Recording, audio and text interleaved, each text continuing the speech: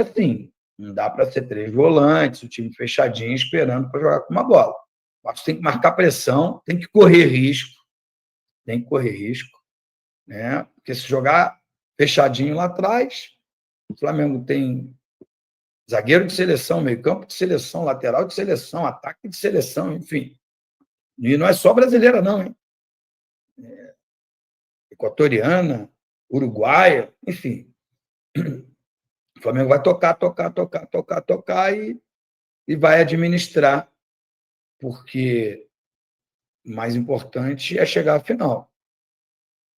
Não estou dizendo que eles não vão jogar para ganhar, acho que vão jogar para ganhar também, né, para mostrar a superioridade deles, que existe de fato. Acho que o Vasco tem que transpirar muito, correr muito, lutar muito, e tem que ser ousado, aguerrido, marcar lá na frente, tem que ser corajoso, de um modo geral. Né? Não adianta, fiz 2 bons jogos contra o Flamengo, mas fui eliminado. Não serve. Não serve. Com certeza que a galera vai ficar chateada. Beleza, Alan Sérgio? Vamos mais um superchat aqui, desse nosso querido amigo tio Zezé. Boa noite, Ed Vasco Vides. Ed, gostei dos contratados, principalmente do Lloyd. Parece que todos os jogadores, exceto o Payet, resolveram jogar, correr e até chutar a gol. Bom, jogador que não chuta não faz gol. Não tem jeito, tem que chutar, senão não faz o gol. Cara, eu não sei o que dizer do Payet. Na minha opinião, ele está com os dias contados, né? E acho que ele já entendeu isso, já sabe disso, e aí também se acomodou, está aproveitando o verão, o carnaval, as maravilhas da cidade do Rio de Janeiro, porque as pessoas falam muito mal do Rio de Janeiro, mas aqui tem coisas maravilhosas. Tem gente ruim, tem gente que não é legal, mas é maravilhoso como cidade. E tem muita gente boa, um povo alegre, um povo feliz, um povo acolhedor. A torcida do Vasco, ela é fantástica, é sensacional. E ela tem sido sensacional com o Dimitri Payet. Em outros momentos, alguém que ganha o que ele ganha e produz o que ele produz já teria sido muito criticado.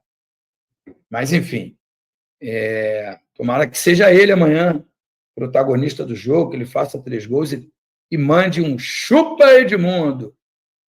Eu estou torcendo tanto e estou acreditando que é possível.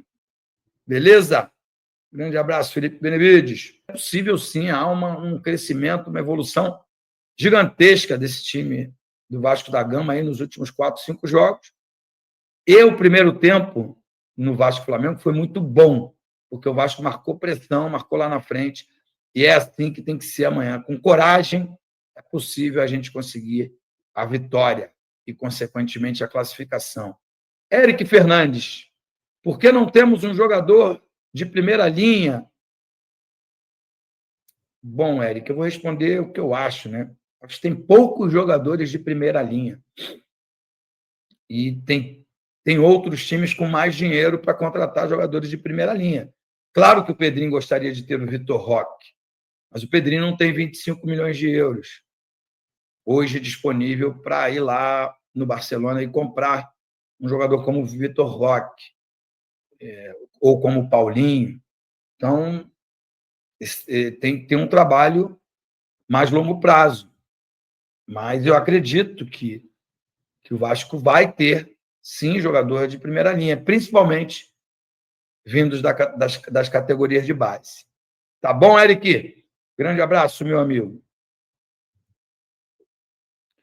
Alan Sérgio está dando a escalação dele para amanhã. Léo, Paulo Henrique, João Vitor, Lucas Freitas e Piton.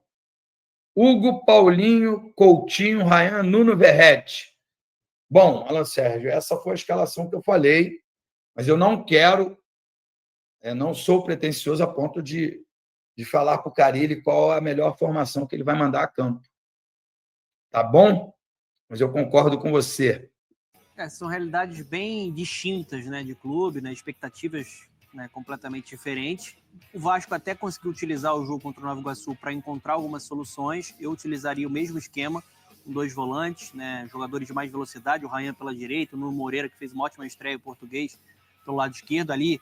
Melhorou muito o jogo do Coutinho e do Piton, com o Verratti na frente. O Vasco, ele precisa ganhar de mais de 2 gols de diferença, né? O Flamengo, ele tem a vantagem de 2 resultados iguais, ou seja, 1-0 Vasco já não serve.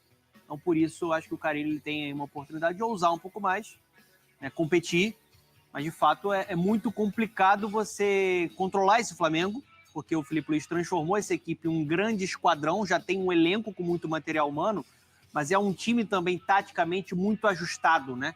Defesa forte, intensidade, time que pressiona, que sufoca o adversário, que com a bola é extremamente ofensivo e que envolve muito. Então, é de fato uma realidade que a gente tem visto aí nos números, né? Nos últimos 10 jogos, o Vasco só ganhou 1.